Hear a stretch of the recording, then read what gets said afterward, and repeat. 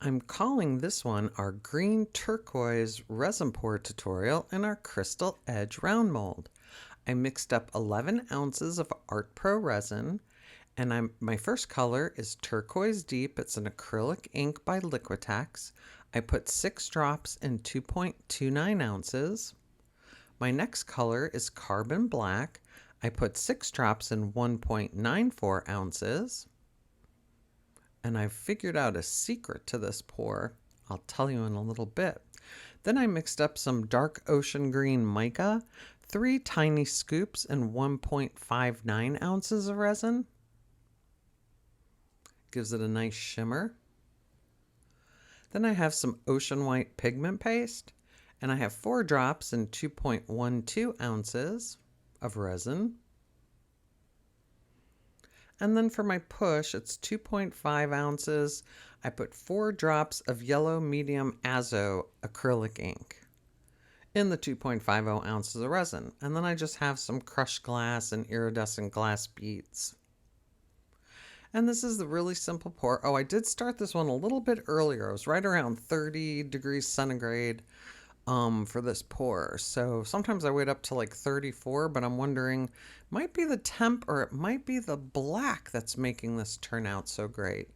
But you just take your Turquoise Deep and put it to the bottom of the mold.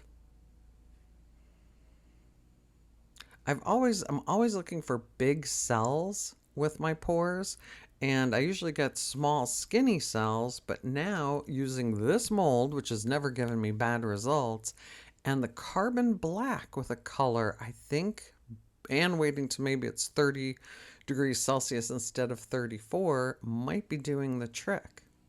Because I have another one that I poured in red that worked out the same way. You then take the black and just spiral it in what looks like a circle. You can go outside to in, inside to out. It doesn't really matter. You just repeat it. Spreading the color throughout the mold. And I just reverse it there because I tend to get heavy on one way or the other. And I'm bringing some out to the edge. And whatever little bit you have left in your cup, you just pour it right into the center. After, of course, you fill out the outside of the mold. It's always a guessing game of how much to put there in the center. The next step is taking your mica and doing the same thing. Just pouring it in somewhat of a circle, not perfect. But it's such a beautiful color.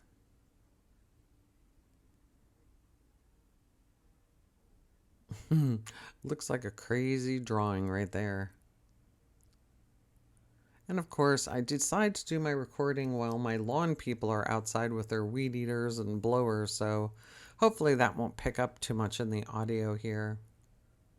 And you just, after you're done doing your concentric circles, you just put the excess right in the center. And then repeat the same step with the white.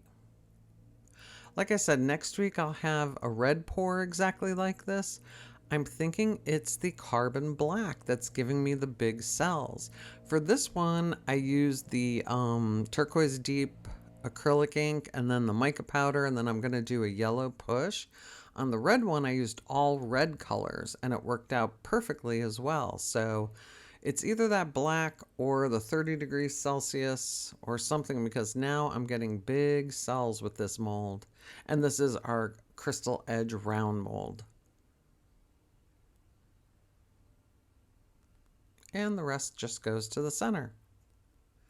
And then you take that 2.50 ounces of the yellow and just fast pour it right in the center.